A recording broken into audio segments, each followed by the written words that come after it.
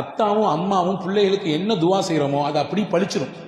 எனவே நல்ல துவாக்கள் செய்யணும். ராசா நீ நல்ல புள்ள, நீ உயர்ந்த புள்ள, அல்லாஹ் உன்னை இப்படி இப்படிலாம் ஆக்குவான், நீ பெரிய பெரிய ஆளாகணும் அப்படின்னு சொல்லி துவா செய்யணும். நீ உருப்புறியா, நீ உருப்புற மாதிரியே தெரிஞ்ச உன் முகத்தை பார்த்தா நீலாம் உருப்ப மாட்டேயா, நீ இப்படிதான் அம்பா போயிடுவேன் அப்படின்னு சொல்லி ஒரு விதமாக அவனை தாழ்வு மனப்பான்மைக்கு ஏற்படுத்தக்கூடிய ரீதியில் பேசவே கூடாது. இன்னைக்கு பாருங்க, இன்னைக்கு உலகமே ஒருவருடைய குரலுக்கு மயங்கி சொக்கி இருக்கிறது. யாருடைய குரல் சொல்லுங்க பார்ப்போம். திருக்குரான் ஓதினால் அப்படியே அவருடைய குரலிலே லயித்து போகிறோம். மக்காவினுடைய தலைமை இமாம் ஷேக் அப்துல் ரஹ்மான் அஸ்-சுதைஸ் இன்னைக்கு கூட மக்கால இன்னைக்கு கரண்ட்ல தொழு வச்சுட்டு இருக்காரு தராவி. மிகப்பெரிய இமாம். அவர் இமாம் மட்டுமல்ல, சவுதி அரேபியாவுடைய ஒரு முக்கியமான அமைச்சர். அவர் அமைச்சர். ஹரமினுடைய எக்ஸ்டென்ஷன் இருக்கு இல்லையா, ஹரம் விரிவாக்கம் பண்றாங்க, அந்த விரிவாக்க பணியினுடைய குழுவின் தலைவர் அவர். நான் எதுக்கு சொல்ல வர செய்தியை சொல்றேன் கேளுங்க.